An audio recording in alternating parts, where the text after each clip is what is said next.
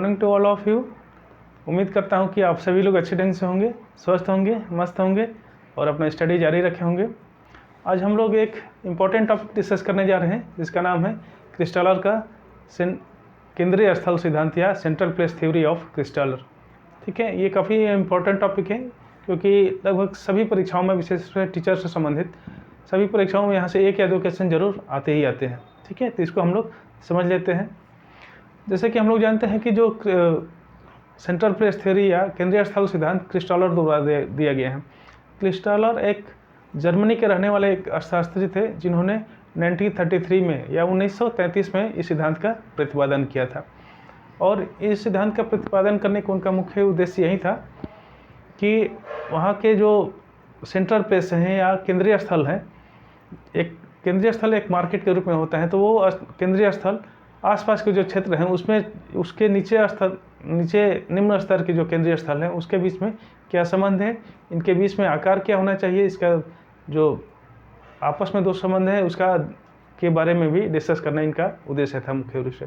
ठीक है, तो हम लोग देखते हैं कुछ पॉइंट हैं, इसके पॉइंट के आधार पर इनका अध्ययन करेंगे।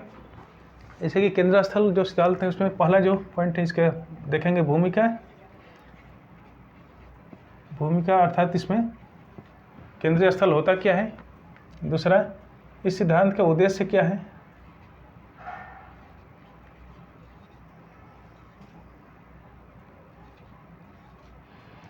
और तीसरा है इसका इस सिद्धांत का आधार क्या है। चौथा है इसकी मान्यताएं क्या है, इस सिद्धांत की मान्यताएं क्या है। और पांचवा है इसका सिद्धांत का मुख्य भाग। ठीक है, सिद्धांत का मुख्य भाग। ठीक है, और छठा है इसका मूल्यांकन या आलोचना।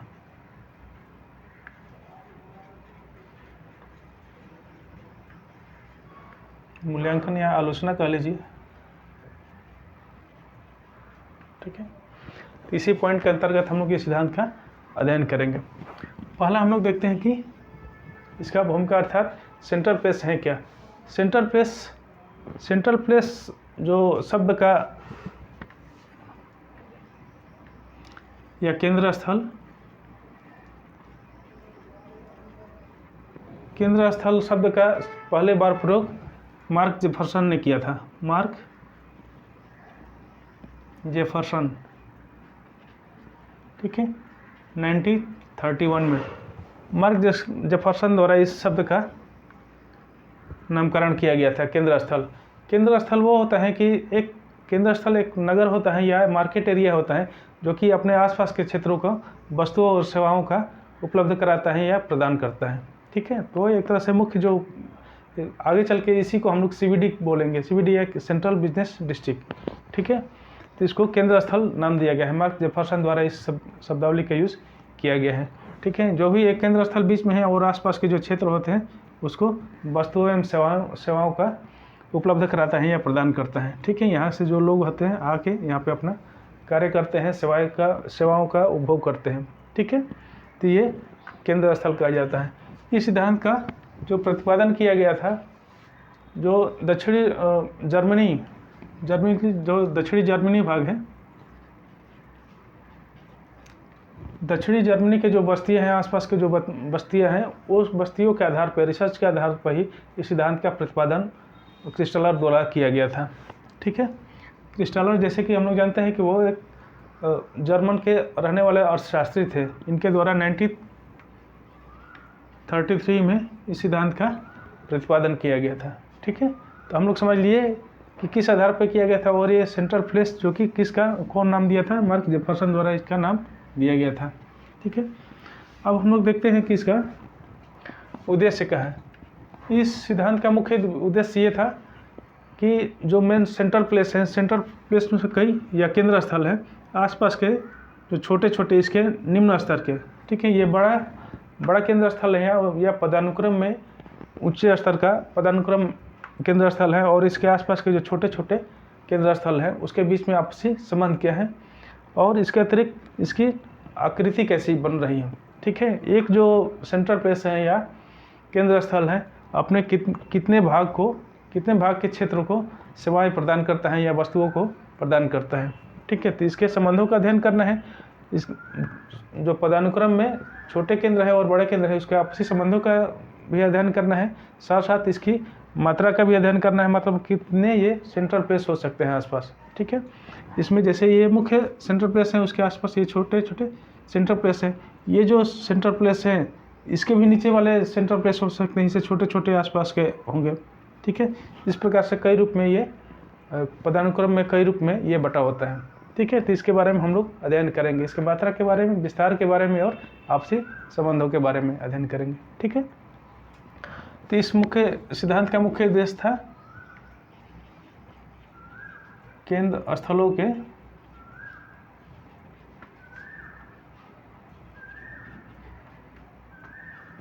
पदानुक्रम में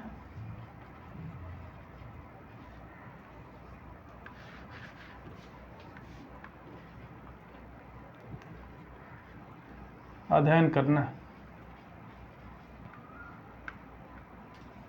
ठीक है, इसके जो सेंट्रल प्लेस के आपस में जो पदानुक्रम है इसका अध्ययन करना है, इसके साथ साथ इसका संख्या के बारे में अध्ययन करना है, इसके वितरण के बारे में अध्ययन करना है। ठीक है, और इसके आकार के बारे में अध्ययन करना है। ठीक है, इन्हीं बिंदुओं पर इस सिद्धांत का मुख्य उद्देश्य है आपसी संबंधों का करना है, संख्या के बारे में कितना संख्या हो सकता है, वितरण के बारे में मैंने कहाँ पे होंगे और इसके आकार के बारे में डिस्कस करना है। ठीक है, तो ये रहा सिद्धांत का मुख्य उद्देश्य। अब देखते हैं हम लोग सिद्धांत का आधार क्या रहा है। सिद्धांत का आधार, ये सिद्धांत है केंद्र स्थल सिद्धांत, कई आधारों पे डिपेंड करता है। ठीक है, जो आधार में पहला आधार है वस्तु की या वस्तुओं की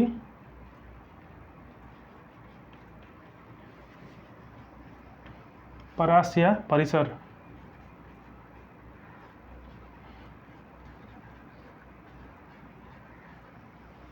ठीक है, ये इसको इंग्लिश में बोलते हैं रेंज ऑफ गुड्स। दूसरा है वस्तुओं का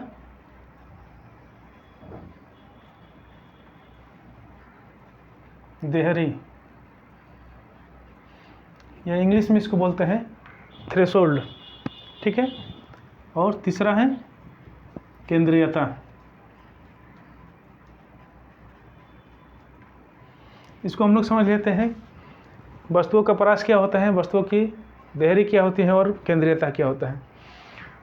वस्तुओं का जो परास होता है, वस्तु अर्थात जहाँ पे जो सेंट्रल प्लेस हैं या केंद्र स्थल हैं, ये कितने दूरी से लोग यहाँ पे आकर सेवाएं लेते हैं। ठीक है, आसपास के जो क्षेत्र हैं कितने दूर से लोग आकर के यहाँ पे इसका सेवाओं का, वस्तुओं का या सेवाओं का उपभोग करते हैं। इसको क्या बोलते हैं, वस्तुओं का परास या परिसर। ठीक है, इंग्लिश में इसको बोलते हैं range of goods, range of goods. ठीक है, तो ये इसका वस्तुओं का परिसर इसको कहा जाता है। दूसरा चीज़ है वस्तुओं की देहरी। ठीक है, वस्तुओं की देहरी अर्थात वो जो सेंट्रल प्लेस है इसको चलाने के लिए या इसको अस्तित्व में रखने के लिए कितनी जनसंख्या को मैक्सिमम न्यूनतम जनसंख्या की इस केंद्र स्थल को चलाने के लिए आवश्यक हो। ठीक है, अर्थात कहने के तात्पर्य है कि यहाँ पे जो भी वस्तुएं बेची जा रही हैं या सेवाएं दिया जा रहा है इसको उपभोग करने के लिए जनसंख्या को, न्यूनतम जनसंख्या, कम से कम उतना जनसंख्या तो होना ही चाहिए, इससे अधिक भी जनसंख्या हो सकती है। ठीक है, तो वो न्यूनतम जनसंख्या जो कि ये यहाँ की वस्तुओं और सेवाओं को प्राप्त करने के लिए या देने के लिए आवश्यक हो। ठीक है, मान लीजिए कि कोई इंडस्ट्री यहाँ पर लगा दिया गया। ठीक है, यहाँ पर बड़ा इंडस्ट्री लगा दिया या कोई सेवा का है यहाँ पे खोल दिया गया और पता चला कि आसपास का जो क्षेत्र है उसमें जनसंख्या ही नहीं है, तो चल पाएगा, अस्तित्व में नहीं रह पाएगा, धीरे धीरे वो बंद हो जाएगा। तो वस्तुओं का देहरी का अर्थात मतलब यही हुआ कि वो न्यूनतम जनसंख्या, वो मिनिमम जनसंख्या जो कि यहाँ की जो सेंट्रल प्लेस को अस्तित्व में रखने के लिए आवश्यक हो। ठीक है, तो इसको क्या बोलते हैं, वस्तुओं की देहरी, या इंग्लिश में इसको बोलते हैं थ्रेशोल्ड बोलते हैं। ठीक है, समझ में आ रहा है ना? इसको ध्यान में रखिएगा, कई जगह ये थ्रेशोल्ड का मतलब कन्फ्यूजन में रहता है, क्लियर नहीं हो पाता है कि क्या है। ठीक है, थ्रेशोल्ड का मतलब है वो न्यूनतम जनसंख्या, वह न्यूनतम जनसंख्या जो कि किसी भी केंद्र स्थल को अस्तित्व में रखने के लिए आवश्यक हो। ठीक है, अगला है केंद्रीयता। इसको क्या बोलते हैं? केंद्रीयता। केंद्रीयता इस बात का निर्भर करता है, केंद्रीयता मतलब कि वो जो सेंट्रल प्लेस है, यहाँ केंद्र स्थल है, उसका पावर कितना है, क्षमता कितना है। ठीक है, क्षमता किस संदर्भ में हो सकता है?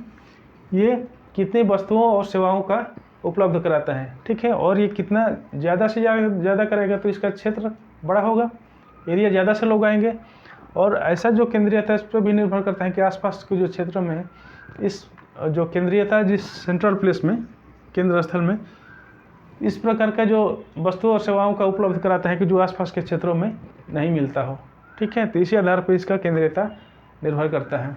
ठीक है, तो इस बात को स्पष्ट हो जाना चाहिए, क्योंकि जितने भी अच्छे से अच्छे सेवाओं का उपलब्ध करेगा या क्वालिटी का उपलब्ध कराएगा या वस्तुओं का उपलब्ध कराएगा, उतना केंद्रीयता उतनी उसकी बढ़ती जाएगी। ठीक है, तो इस बात का भी ध्यान रखना। केंद्रीयता इसी को कहते हैं कि वो उसका क्षमता कितना है। ठीक है, इसी आधार पर जो केंद्र स्थल है उसका रैंकिंग किया गया है या पदानुक्रम बताया गया है। ठीक है, जो बड़ा होगा, सेंट्रल प्लेस जो बड़ा होगा वो संख्या में कम होता है। ठीक है, लेकिन इसका क्षमता ज़्यादा होता है। संख्या में कम होता है कि जैसे मान लीजिए कि यहाँ पे कोई सिटी है, बड़ा सिटी है, जैसे दिल्ली शहर है, तो दिल्ली बहुत बड़ा है, उसके आसपास जो क्षेत्र हैं छोटे छोटे हैं। जितना दिल्ली में वस्तुओं और सेवाओं का उपलब्धता होगा उसके आसपास के क्षेत्रों में नहीं होगा। जैसे नोएडा है, वो आसपास के जो क्षेत्र है, फरीदाबाद है, ठीक है, वो सब क्या है, छोटे, उसके निम्न स्तर का पदानुक्रम में आने वाले सेंट्रल प्लेस हैं। ठीक है, तो उतना वस्तुओं सेवाओं को नहीं उपलब्ध कराएगा जितना सेंट्रल प्लेस कराएगा। ठीक है, तो इसी आधार पर इसका केंद्रीयता निर्धारित होता है। अब हम लोग देखते हैं इसकी मान्यताएं क्या क्या हैं।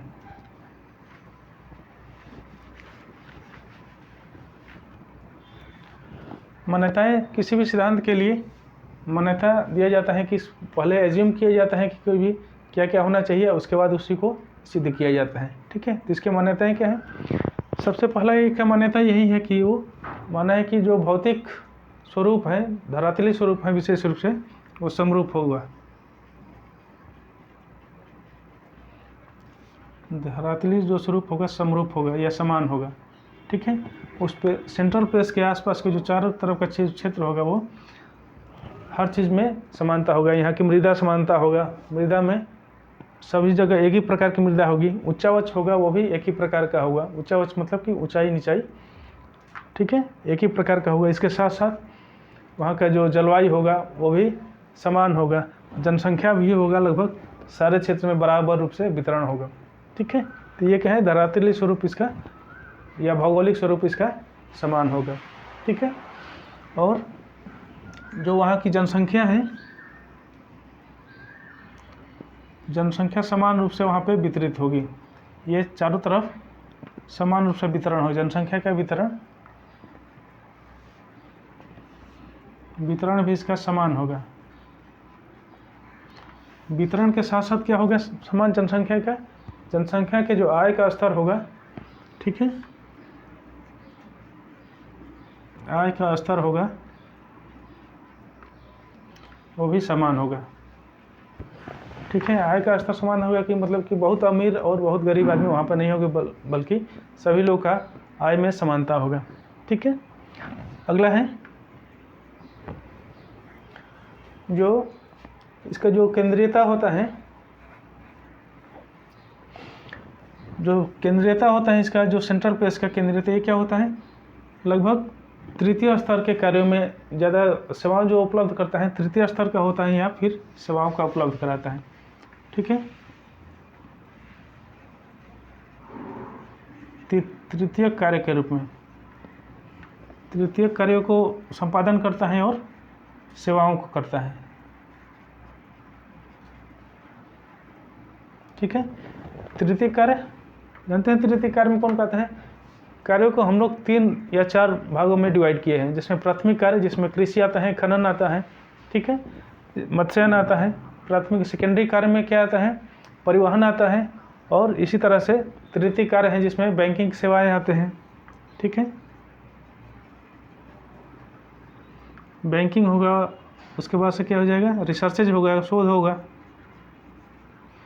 इसी प्रकार के ये तृतीय कार्य इसको कहा जाता है। ठीक है, अभी इकोनॉमिक्स में हम लोग पढ़ेंगे ये 3 प्रकार के कार्यों को विशेष रूप से वो बंटवारा किया गया है। जिसमें प्राथमिक कार्य, जिसमें खेती होता है, कृषि होता है, पशुपालन भी होता है। ठीक है, इसी प्रकार ये तृतीय जो सेंट्रल प्लेस होगा तृतीय कार्यों को उपलब्ध कराएगा। और क्या उपलब्ध कराएगा, सेवाओं को उपलब्ध कराएगा। ठीक है, तो इसका मुख्य मान्यता यही है कि तृतीय कार्य और सेवाओं को उपलब्ध कराएगा। अगला जो इनकी मान्यता है, वहाँ सेंट्रल प्लेस के आसपास के रहने वाले लोग हैं या फिर सेंट्रल प्लेस के जो लोग हैं, जो भी जनसंख्या क्या होगा, जनसंख्या आर्थिक मानव होगी। ठीक है, आर्थिक या विवेकी मानव।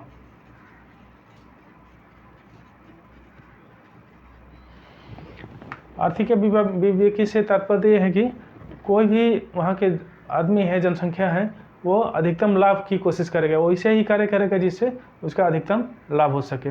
ठीक है, कहीं भी मार्केटिंग में जाना होगा कि देखेगा कहाँ पे मार्केट हमारे लिए सुविधा है, वहाँ पे जाएगा। फिर परिवहन साधन में भी देखेगा कि कहाँ पे हमारे लिए जाना ज़्यादा उचित रहेगा कि जहाँ से अधिक लाभ मिल सके। ठीक है, तो जनसंख्या कैसी होगी, आर्थिक मानव होगा या फिर विवेकी मानव होगा। ठीक है, और जो 5वां मान्यता है, इनका क्या है, मान्यता है कि जो परिवहन साधन होगा सभी जगह पे बराबर होगा। जब परिवहन व्यय कहिए कि एक स्थान से दूसरे स्थान पे जाने पे लगभग समान खर्च लगेगा। और ये जो परिवहन व्यय क्या है, 2 चीज़ों पर निर्भर करेगा, वस्तुओं के भार पे, जितना भारी होगा उतना मूल्य ज़्यादा होगा।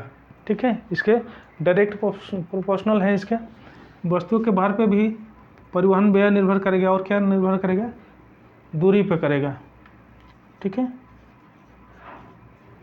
दूरी पे परिवहन व्यय निर्भर करेगा। ठीक है, अगला जो मान्यता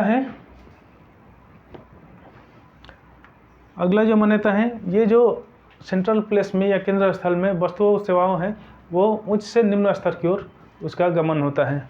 ठीक है, तो वस्तुओं व सेवाओं का संचालन कहाँ होगा, उच्च स्तर से उच्च केंद्रीयता वाला जो सेंट्रल प्लेस है उसे निम्न स्तर के सेंट्रल प्लेस के बीच में गमन होगा। ठीक है, माने उच्च स्तर से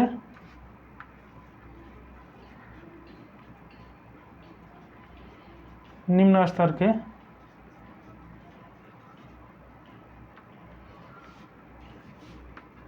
केंद्र स्थलों के बीच,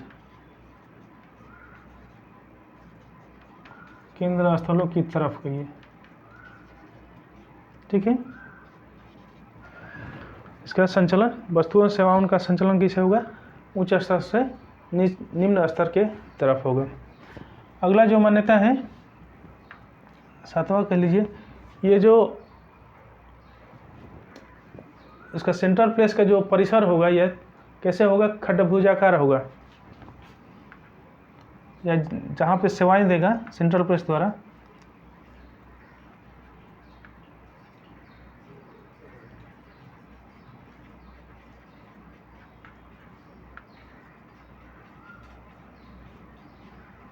ठीक है, इसको हम लोग समझ लेते हैं खंडभुजाकार क्यों होगा या कैसे होगा। इसको मिटा देते हैं ऊपर।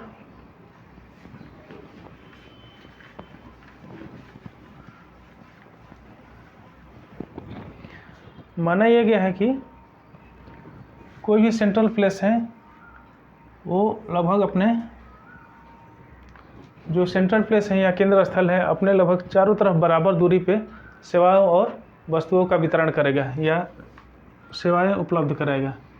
ठीक है, तो बराबर दूरी पर यहाँ से मान लीजिए कि चारों तरफ करेगा, तो यहाँ से जितनी दूरी होगी उतना ही दूरी इतना दूर का ही होगा, इतना दूरी पे सेवाएं भेजेगा या वस्तुओं भेजेगा फिर चारों तरफ, तो ये चारों तरफ उतना ही दूरी पे करेगा, अर्थात एक वृत्त के रूप में बन जाएगा इसका आकार। मतलब जितने क्षेत्र में सेवाएं दे रहा है या वस्तुओं का वितरण कर रहा है उतना दूरी एक वृत्त के रूप में होगा। लेकिन इसमें समस्या क्या है, यदि वृत्त के रूप में माना जाए उसका कि रेंज ऑफ जो गुड्स होगा या वस्तुओं का जो परिसर होगा कितना दूर होगा, आकार जो सेंट्रल प्लेस का जो आकार होगा, यदि केंद्रीय वृत्ताकार मान लीजिए तो इसमें एक समस्या आएगी कि मान लीजिए यहाँ के जो सेंट्रल प्लेस है अपने एक वृत्ताकार रूप में सेवा दे रहा है, ठीक है, एक इसी लेवल का इसी स्तर का एक यहाँ पे केंद्रीय स्थल है, वो कैसे देगा, ये भी अपना वृत्ताकार रूप में ही सेवाएं देगा, ठीक है। एक मान लीजिए यहाँ पे सेंट्रल प्लेस है, ये कैसा देगा, ये भी अपने एक वृत्ताकार रूप में ही सेवाएं देगा, ठीक है। यदि ऐसा माना जाए वृत्ताकार रूप में सेवाएं देगा तो दिक्कत क्या आ सकती है कि ये वाला जो भाग है, बीच वाला भाग छूट जा रहा है, इसमें समस्या आ जाए कि ये यहाँ के जो लोग हैं वहाँ कहाँ जाएंगे, यहाँ जाएंगे कि यहाँ जाएंगे कि यहाँ जाएंगे, इसमें ये भाग छूटा ही रह जाएगा, ठीक है। इसमें पूरी तरह से इसका व्याख्या नहीं कर पा रहा है। इसी वजह से वृत्त से संबंधित एक ज्यामितीय आकृति का व्याख्या किया गया है जो कि क्या है, खडभुजाकार है। वो भी लगभग कैसा है, खडभुजाकार हो जाएगा। तो खडभुजाकार होगा तो ये जो बीच का भाग होगा वो छूटा नहीं रह पाएगा, ठीक है।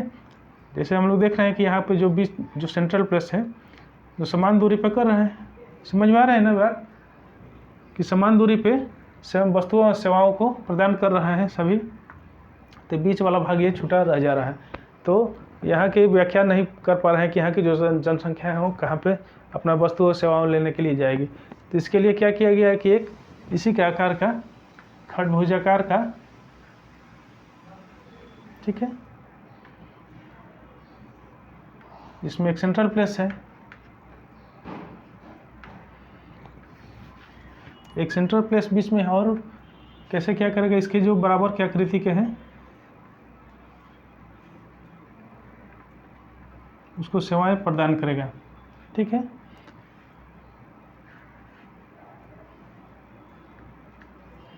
ठीक है, इस प्रकार स्पष्ट हो जा रहा है कि कोई भी जगह छूट नहीं रहा है।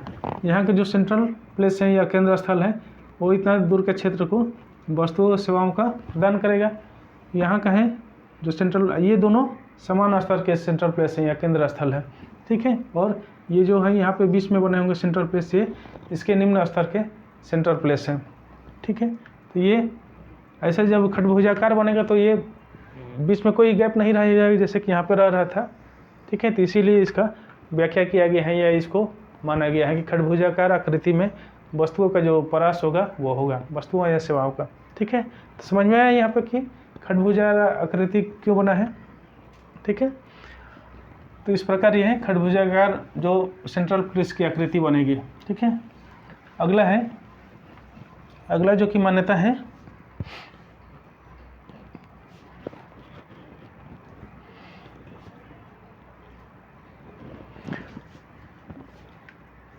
जो सेंट्रल प्लेस माना गया है कि जो सेंट्रल प्लेस जो बड़े आकार का सेंट्रल प्लेस होगा वो क्या होगा, संख्या में कम होगा, और जो छोटे स्तर का जैसे कि हम लोग डिस्कस कर रहे थे, ये जो बड़े आकार का जो सेंट्रल प्लेस होगा पदानुक्रम में होगा, ठीक है। इसकी संख्या कम होती है और इसका विस्तार कितना होता है, बड़ा होता है, ठीक है। विस्तार मतलब कि कितने दूर तक दूरी को ये सेवाएं और वस्तुओं को प्रदान करता है, इसका जो एरिया होगा काफ़ी बड़ा होगा, ठीक है। और इसके जो हायरार्की में या पदानुक्रम में इसके अपेक्षा छोटे स्तर के जो क्या होंगे, छोटे स्तर के जो सेंट्रल प्लेस होंगे वो इसका जो होगा बहुत कम दूरी होगा, ठीक है। इसका दूरी छोटे स्तर का ही अपना सेवाएं या वस्तुओं प्रदान करेंगे, ठीक है। लेकिन संख्या में ये ज़्यादा होगी, जैसे है कि एक ही यहाँ पे है और उसके अपेक्षा जो नीचे वाले हैं कितने हैं, 6-7 हैं, ठीक है, 7 केंद्र स्थल हैं। तो इस प्रकार से क्या कहा जाएगा, 8वां जो कि मान्यता ये है कि जो बड़े आकार का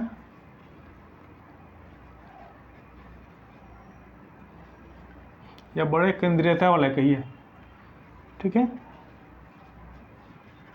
बड़े केंद्रीयता वाले केंद्र स्थल की संख्या कम होगी,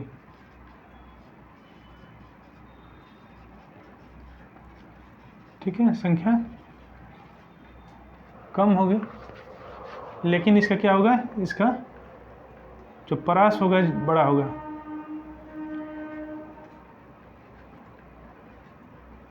या वस्तुओं का परास कहिए इसका,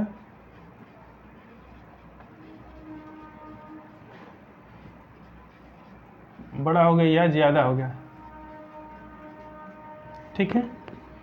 और जो इसके अपेक्षा नीचे वाले जो क्रम के सेंटर प्लेस होंगे उसका संख्या अपेक्षाकृत ज़्यादा होगी, ठीक है। और जो अगला है, जो सेंट्रल प्लेस है या केंद्र, जो बड़े वाले केंद्र स्थल है, जो बड़े वाले केंद्र स्थल है क्या करेंगे, ऐसा सेवाओं को उपलब्ध कराएंगे, यहाँ पे ऐसे सेवाओं को उपलब्ध कराएंगे या फिर ऐसे वस्तुओं को उपलब्ध कराएंगे कि जो इन स्थानों पर नहीं मिलता हो, ठीक है, इन स्थानों पर नहीं मिलता हो, तो इसलिए केंद्रीयता इसकी ज़्यादा मजबूत होगी, ठीक है, या केंद्रीयता या कह लीजिए या क्षमता कह लीजिए ज़्यादा मजबूत होगी, ठीक है।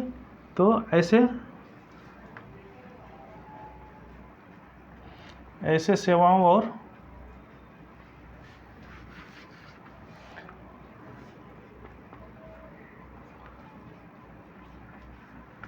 वस्तुओं का उपलब्ध कराएगा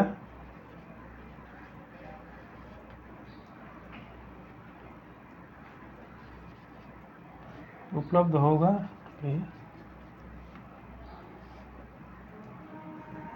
जो कहाँ पे नहीं होगा, जो नीचे स्तर के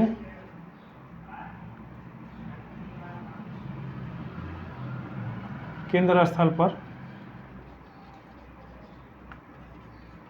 नहीं प्राप्त होगा, नहीं उपलब्ध होगा, ठीक है। इस प्रकार ये इनकी मान्यता रही है, ठीक है। तो इन्हीं मान्यताओं के आधार पे, इन्हीं मान्यताओं के आधार पर जो क्रिस्टलर महोदय हैं ने उन्होंने केंद्रीय स्थल सिद्धांत का प्रतिपादन किया है, ठीक है। तो इसके पास है, इसको हम लोग मिटा देते हैं। अब देखते हैं ये रहा मान्यता, अब इसका सिद्धांत का मुख्य भाग, ठीक है।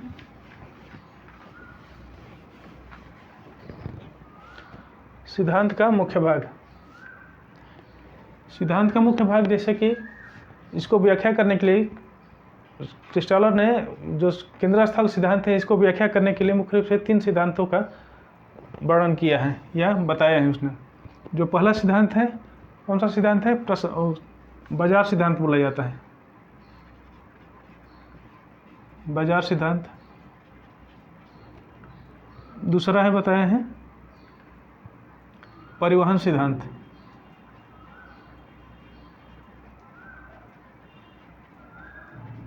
ठीक है। और तीसरा है प्रशासनिक सिद्धांत।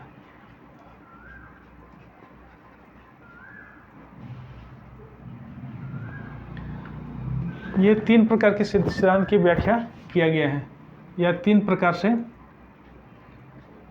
सिद्धांत को व्याख्या किया गया है, या जो उसका जो केंद्रीयता है उसके बारे में डिस्कस किया गया है, ठीक है। और ये जो सिद्धांत किया गया है के वैल्यू के आधार पर किया गया है, के वैल्यू या के मूल्य के आधार पर, ठीक है। एक माना गया है इसमें कि के होगा, उसके बाद से के का मूल्य होगा, उसी आधार पर इसका केंद्रीयता का मापन किया जाएगा और उसका जो सेंट्रल प्लेस या केंद्र स्थल का जो विस्तार है उसका मापन किया जाएगा, या आकार से भी उसका भी होगा, संख्या भी होगा, और उसका वितरण भी इसी के वैल्यू के आधार पर ही मापा जाएगा, ठीक है। तो आज इस टॉपिक में यहीं पर रहने देते हैं, और अगले वीडियो में जो इसका मुख्य भाग है, ठीक है, इसका मुख्य भाग है, अगले वीडियो में हम लोग देखेंगे, ठीक है। धन्यवाद।